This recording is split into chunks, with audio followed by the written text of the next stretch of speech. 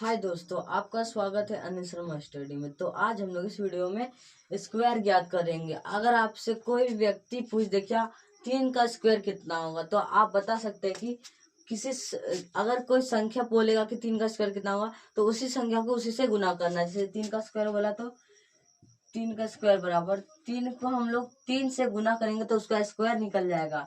तो 3 को 3 से गुना किया तो हमारा आएगा 9। तो ये हमारा स्क्वायर हुआ, 3 का स्क्वायर कितना हुआ 9। बस आपको इतना ही याद रखना है कि किसी संख्या को उसी संख्या से गुना करने पर जो गुणनफल आएगा वही हमारा स्क्वायर होगा। तो हम यहाँ पे 1 से 10 तक का स्क्वायर दिए हैं, तो हम लोग का यहाँ पे 1 से 1 का स्क्वायर है हम लोग का।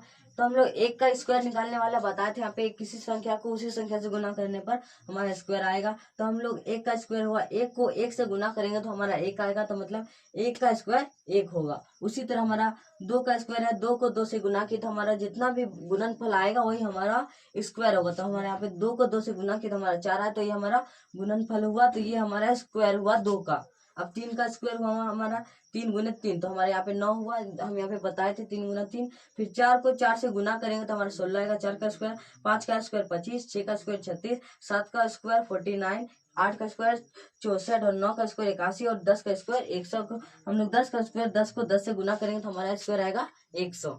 अगर आप कोई संख्या का स्क्वायर निकाले और उसके इकाई अंक में 2, 3, 7 और 8 आए, ऐसी संख्या आए, तो वह संख्या आपका गलत होगा, वह आपका वर्ग गलत होगा। संख्या के वर्ग निकाले और 2, 3, 7 और 8 ऐसा अगर आपका इकाई अंक में आ रहा है, जैसे कि इकाई अंक ले लेते हैं 1, 2, 3, 4, 5, ये हमारे जो यहाँ पे फर्स्ट नंबर जो आया ये हमारे इकाई है। तो इकाई अंक में हमारे यहाँ पे 2, 3, 7 और 8 नहीं आना चाहिए। अगर आपका यहाँ पे आ रहा है ये संख्या, तो आपका वर्ग गलत है। ये संख्या आपका वर्ग में आएगा ही नहीं। तो हमारा कौन कौन सा संख्या पूर्ण वर्ग संख्या नहीं है, तो हम लोग क्या हो जाएगा 12 हमारा पूर्ण वर्ग संख्या नहीं है। 12, 13, 17, 18 ये सब हमारा पूर्ण वर्ग संख्या नहीं है। ऐसे ही हमारा अगर इकाई अंक में 8, 7, 3, 2 ऐसा संख्या हो तो हमारे यहाँ पे पूर्ण वर्ग संख्या नहीं होगा। इसी तरह सम संख्या का वर्ग सम आएगा और विषम संख्या का वर्ग विषम आएगा। तो हम लोग एग्जाम्पल में ले लेते हैं। सम संख्या हमारा हो जाएगा 2, 4, 6, 8, 10, 12 ये सब हमारा सम संख्या होगा। और विषम संख्या हमारा हो जाएगा 3, 5, 7, 9 ये हमारा विषम संख्या हो जाएगा। अगर हम 2 ये हमारा सम संख्या है 2, तो हम इसका वर्ग निकालेंगे तो 2 गुने 2 तो इसका हो जाएगा 4। ये हमारा सम संख्या है, देखिए यहाँ पे 4 है सम संख्या। अगर हम विषम निकालेंगे यहाँ पे 3 का, तो हम लोग का 3 का विषम है तो इसका स्क्वायर निकालेंगे 3 गुने 3 बराबर 9।